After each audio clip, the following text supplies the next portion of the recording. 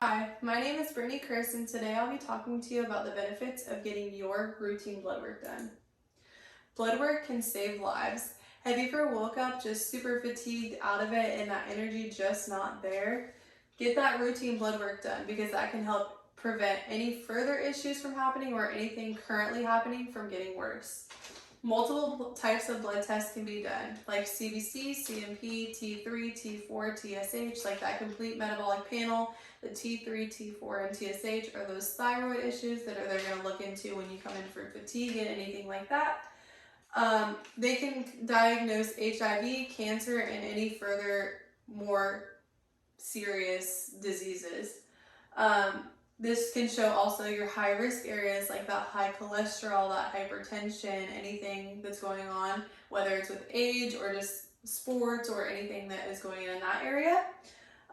This can also be used as a motivation to do different things. Like when you go in and everything is a little bit elevated, doctors are going to point you in the direction of diet, exercise, hydration, but without those routine labs, they can't do anything.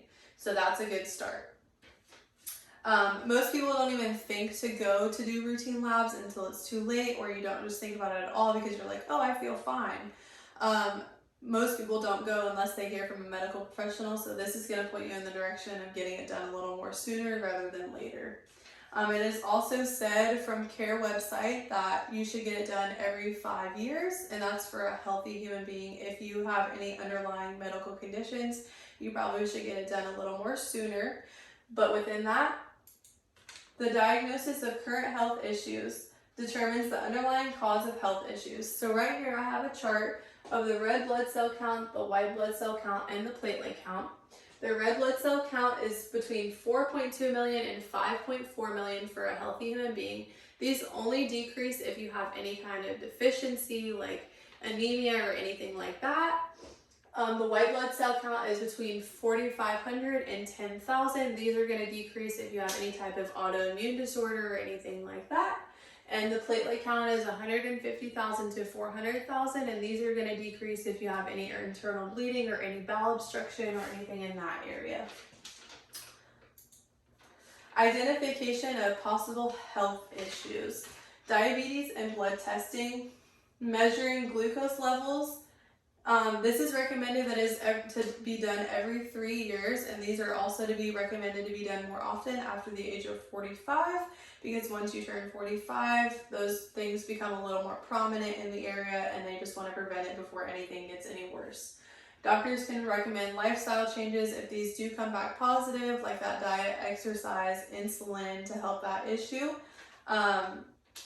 Checking glucose should be something that becomes regular if you have any issues. If you don't, routine blood work can also prevent that in the beginning. The conclusion, everything is easily overlooked because you just don't think about it. You're like, oh, I feel fine. Something that happened to me recently is I just got my blood work done within the last year, and I did come back ANA positive, which is one of those things that they test for. I went in for hair loss, and they said that I was 1 in 40. Anything over 1 in 1 is considered positive, even though 1 in 40 isn't very high. It's still something. ANA is your test for an autoimmune disorder, so anything that comes over 1 in 1 is positive, and it can get up to 1 in 800, so doctors didn't really think anything of it. They just say, keep a watch on it, so every year after this year, we'll get it redone just to make sure that everything doesn't go up. Just like I'm doing mine yearly now, you guys should do yours too, just to prevent anything further from happening or anything that you already have from getting worse.